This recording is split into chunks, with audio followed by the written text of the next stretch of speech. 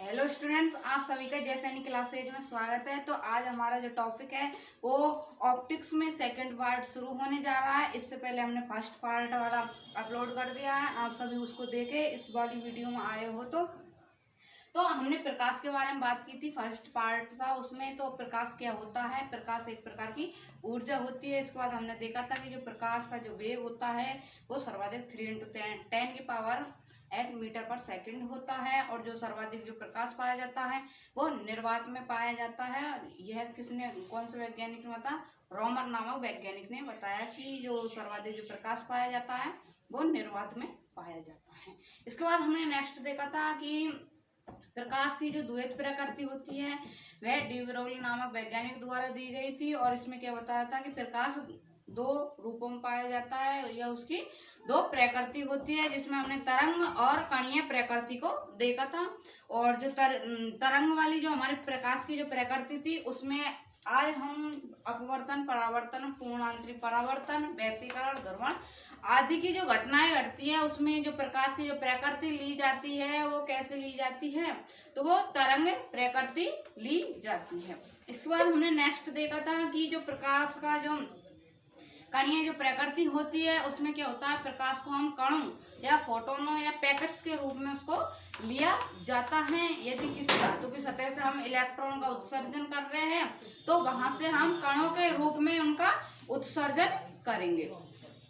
इसके बाद हमने नेक्स्ट देखा था कि जो प्रकाश के जो परावर्तन की जो घटना होती है वो किसमें संपन्न होती है? तो वो लेंसों में अपवर्तन वाली घटना संपन्न होती है, जबकि जो परावर्तन की जो घटना होती है वो हमारे दर्पणों में संपन्न होती है। और जो परावर्तन की जो घटना है वो सभी प्रकार के दर्पणों में संपन्न होती है। इसके बाद हमने इसके नियमों के बारे में देखा था कि जो प्रकाश के जो परावर्तन के जो नियम होते हैं वो हमारे पास दो नियम होते हैं, जिसमें क्या होता है कि जो आपतित किरण, परावर्तित किरण तथा अविलंब, यह तीनों एक ही बिंदु पर प्राप्त हो रहे थे। तथा जो हमने अगली जो इसका नियम देखा था उसमें क्या था, हमारे पास जो आपतन कोण आई तथा परावर्तन कोण का मान हमारे पास क्या था, उसमें समान प्राप्त था। कि यदि कोई प्रकाश की किरण हमारे पास 30 डिग्री के कोण पर आपतित हो रही है तो वह जब परावर्तन की घटना द्वारा देखा जाएगा तो वह अविलंब के साथ ही 30 डिग्री के कोण से वह परावर्तित होगी। तो इसके बाद हमने इसमें नेक्स्ट देखा था कि जो प्रकाश के जो परावर्तन की घटना होती है उसके हमने उदाहरण भी देखे थे कि इसका उपयोग कहाँ पर हमें देखने को मिलता है। जैसे हमने देखा था कि जो दूध का जो श्वेत रंग दिखाई देता है वो हमें प्रकाश के परावर्तन के कारण दिखाई देता है। पत्तियों का हरा रंग किसके कारण दिखाई देता है? तो वो हमें परावर्तन के कारण दिखाई देता है। तो आज हम नेक्स्ट चलते हैं इसमें, ताकि 1 मिनट के लिए हमने आपको रिवाइज करवा दिया है कि इससे पहले हमने क्लास में क्या पढ़ाया था। तो आज हम जो पार्ट 2 है इसको शुरू करते हैं। इसमें हम अपवर्तन के बारे में समझते हैं कि जो प्रकाश के जो अपवर्तन की घटना है यह कैसी होती है या हमें कैसे दिखाई देती है। तो प्रकाश के जो परावर्तन की प्रकाश के जो पहले तो हम ये समझते हैं कि जो प्रकाश के जो अपवर्तन की घटना है यह दो माध्यमों में संपन्न होती है। और जो दो माध्यम लिए जाते हैं वो लेंसों में लिए जाते हैं। तो लेंसों में हम एक माध्यम में ए ले रहे हैं, माध्यम बी ले रहे हैं। तो इसमें जो माध्यम लिए जाते हैं, एक इसमें सघन और दूसरा इसमें विरल माध्यम लिए जाता है। तो जो सघन माध्यम में जो प्रकाश का जो वेग होता है या प्रकाश की गुजरने की जो क्षमता होती है वो हमारे पास क्या पाई जाती है? कम पाई जाती है। क्योंकि जो सघन माध्यम में जो कण पाए जाते हैं वो अधिक निकट पाए जाते हैं, और अधिक निकट पाए जाने के कारण प्रकाश उसमें क्या है, आसानी से गुजर नहीं पाता है। जबकि जो सेकंड जो हमारा माध्यम आता है वो हमारे पास विरल माध्यम आता है। विरल माध्यम में क्या करते हैं हम कि उसमें कण दूर दूर पाए जाते हैं, और उसमें कण दूर दूर पाए जाएंगे तो प्रकाश की जो तरंगे हैं वो हमें आसानी से प्राप्त हो जाएगी। तो जो विरल माध्यम होता है इसमें प्रकाश का वेग क्या लिया जाता है, ये प्रकाश का वेग इसमें अधिक होता है। तो जो प्रकाश की जो अपवर्तन की घटना है वो लेंसों में संपन्न होती हैं। और जो प्रकाश के जो अपवर्तन की घटना है इस पर आवृत्ति और तरंग दैर्घ्य का कोई प्रभाव पड़ता है। इस पर जो जबकि जो परावर्तन की जो घटना होती है उस पर कोई प्रभाव नहीं पड़ता है। जबकि यहाँ पर जो अपवर्तन की घटना में है हम यहाँ पर माध्यम अलग अलग ले रहे हैं तो यहाँ पर हमें आवृत्ति और तरंग दैर्घ्य पर प्रभाव पड़ता है। इसके बाद जैसे हमने देखिए यहाँ पर एक चित्र बनाया हुआ है, इसके माध्यम से हम समझते हैं। तो यदि हम कोई प्रकाश की किरण को जब लेंस पर आपतित करवाते हैं तो जब यह दूसरे माध्यम में क्या होती है, अपवर्तित होती है या गुजरती है, तो यह अपने माध्यम में क्या कर लेती है, अपने माध्यम से विचलित हो जाती है।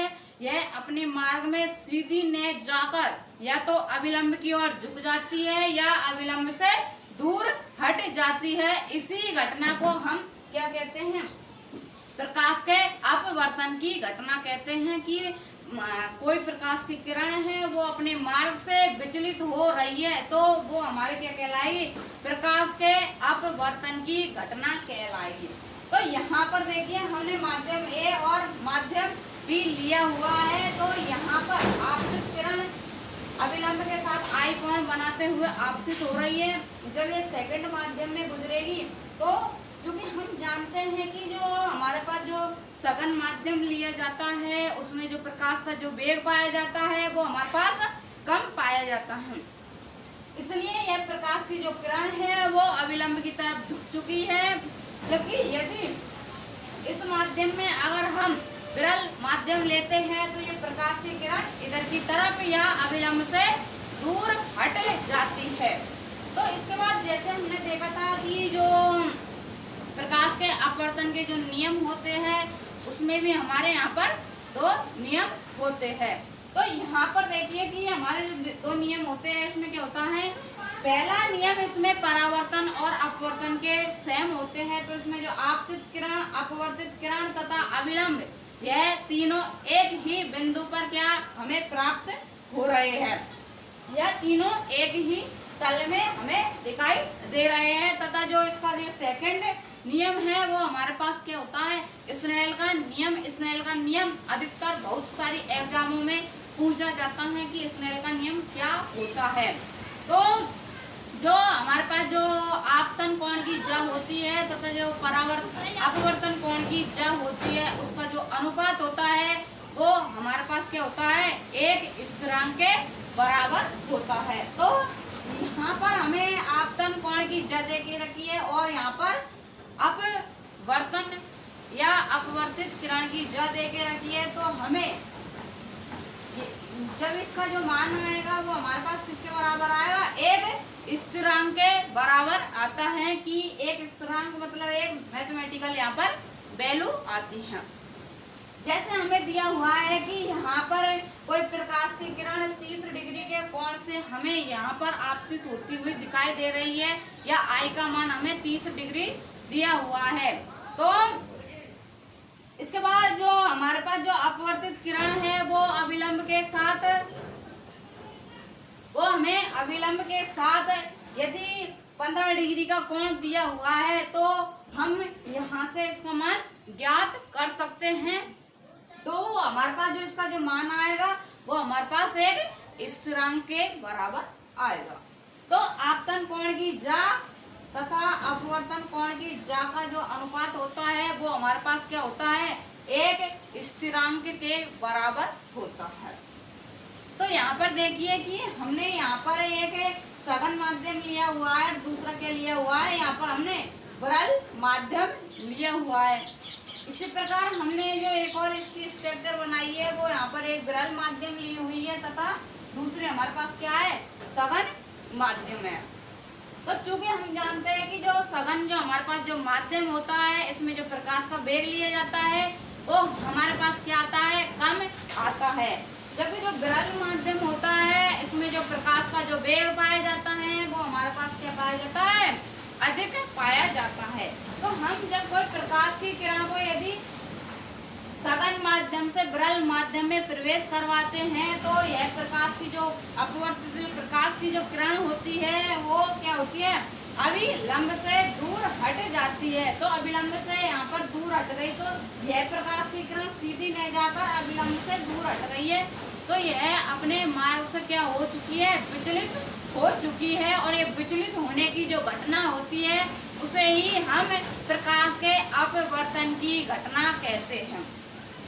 इसके बाद हम विरल से सघन माध्यम में यदि कोई प्रकाश की किरण गुजारते हैं तो इसमें हमें कैसे प्राप्त होती है प्रकाश की किरण। तो यहाँ पर देखिए कि हमने कोई प्रकाश की किरण को विरल माध्यम से सघन माध्यम में गुजारा है, तो चूंकि हम जानते हैं कि जो सघन माध्यम में जो प्रकाश का जो वेग लिया जाता है वो हमारे पास क्या आता है, कम आता है, जबकि जो विरल माध्यम में जो प्रकाश का वेग आता है वो अधिक आता है। तो यहाँ पर देखिए कि विरल माध्यम में से हमने सघन माध्यम में प्रकाश की किरण आपतित करवाई है, तो सघन माध्यम में प्रकाश का वेग कम होने की वजह से यह प्रकाश की किरण अभिलंब की ओर झुक चुकी है। तो यहाँ पर यह अपने मार्ग से क्या हो चुकी है, विचलित हो चुकी है। ये जानी तो ऐसे चाहिए लेकिन जा इधर की तरफ रही है, तो यह भी क्या होगी, हमारे प्रकाश के जो अपवर्तन की घटना है या अपने मार्ग से विचलित होने की घटना है।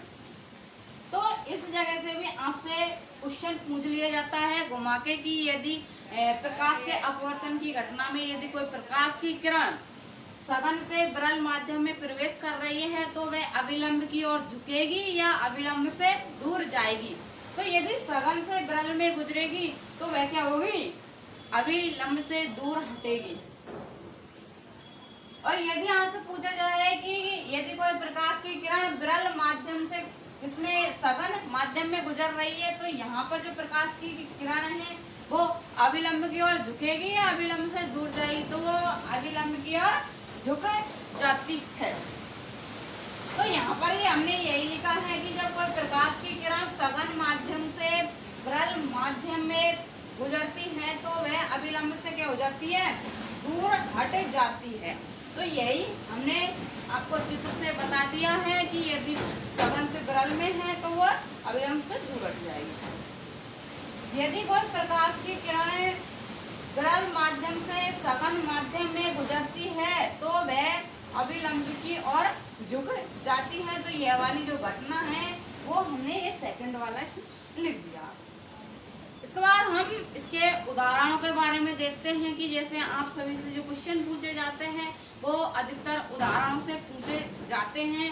तो यहाँ पर जो जैसा आपसे यह उदाहरण देके पूछ लिया जाए कि पानी में पड़ा हुआ सिक्का अपने तल से ऊपर उठा हुआ दिखाई देता है, तो यह किसके कारण दिखाई देता है। तो जो पानी में पड़ा हुआ जो सिक्का होता है वो अपने जो तल है उससे ऊपर उठा हुआ दिखाई देता है, तो यह प्रकाश के अपवर्तन की घटना के कारण ही दिखाई देता है।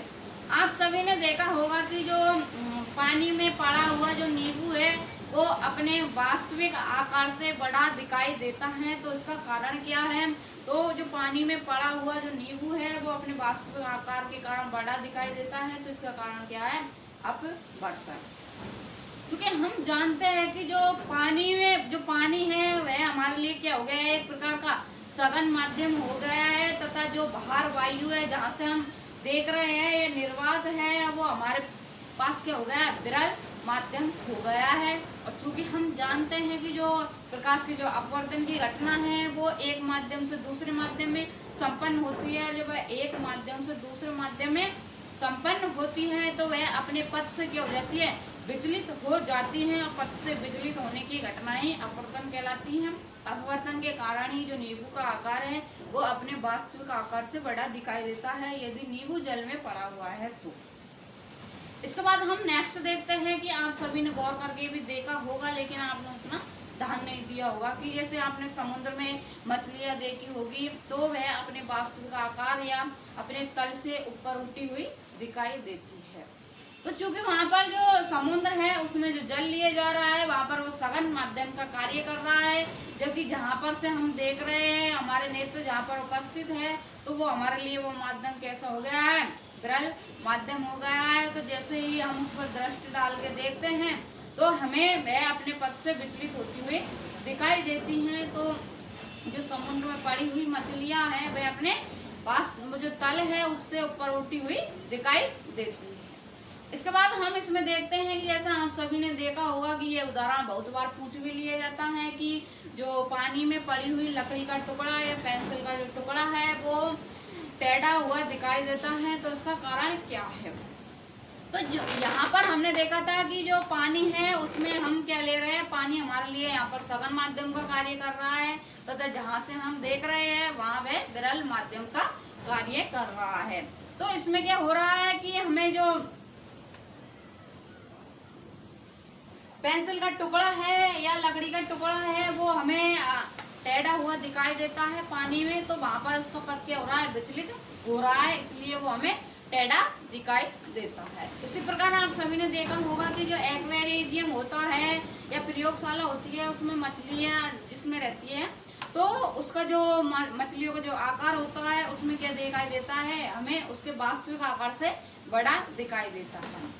यहाँ पर जो एक्वेरियम है वो उसके अंदर के जो पदार्थ भरा हुआ है उसमें क्या है, वो हमारे लिए सघन माध्यम का कार्य कर रहा है। और यहाँ पर तो इसलिए हमें जो मछलियों का जो आकार है उसमें क्या दिखाई देता है, बड़ा दिखाई देता है। इसी प्रकार नेक्स्ट हम इसमें उदाहरण देखते हैं। जैसे आपने सभी ने देखा होगा कि जो तारों का टिमटिमाना है वो हमें भी अपवर्तन की घटना के कारण ही दिखाई देता है। इसी प्रकार आप सभी ने यह भी देखा होगा कि जब सूर्योदय होता है तथा सूर्यास्त होता है तो उससे 2 मिनट पहले तथा 2 मिनट बाद तक हमें जो सूर्य का जो भाग है वो लाल दिखाई देता है। तो यह भी जो अपवर्तन की जो घटना होती है वो हमें किस कारण से दिखाई देती है, तो ये वाली जो घटना है यह भी हमें प्रकाश के अपवर्तन की घटना के कारण ही दिखाई देती है। तो हमने एक्वेरियम में मछलियों का आकार के बारे में देखा था कि ये किस कारण हमें दिखाई देती हैं।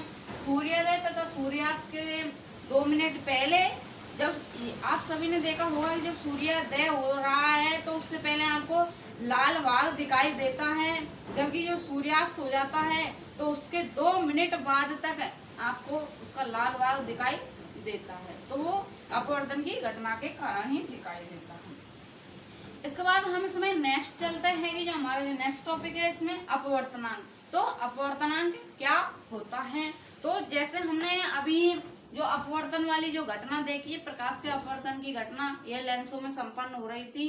तो ये लेंसों में संपन्न हो रही थी तो हमारे पास जो इसका जो सेकंड नियम था, स्नेल का नियम, उसमें हमने क्या देखा था कि जो sine I upon sine R का मान है वो हमारे पास क्या आ रहा है, एक नियतांक के बराबर आ रहा है, जिसे हम अपवर्तनांक भी कह सकते हैं। तो यदि हम जैसे इसमें देखते हैं कि एक माध्यम का दूसरे माध्यम के सापेक्ष विचलन, वही हम क्या कहते हैं, अपवर्तनांक कहते हैं। क्योंकि हम एक माध्यम से दूसरे माध्यम में जाएंगे तो वहां पर उनकी जो यूनिट होती है वो क्या हो जाती है, कैंसिल हो जाती है। इसलिए जो अपवर्तनांक की जो बीमा होती है वो हमारे पास क्या होती है, बीमा इसकी नहीं होती है। क्योंकि जब यदि हम एक माध्यम से दूसरे माध्यम में तो उसमें सेम चीज उपस्थित होगी, इस कारण उनकी जो बीमा है वो हमारे पास कैंसिल आउट हो जाएगी।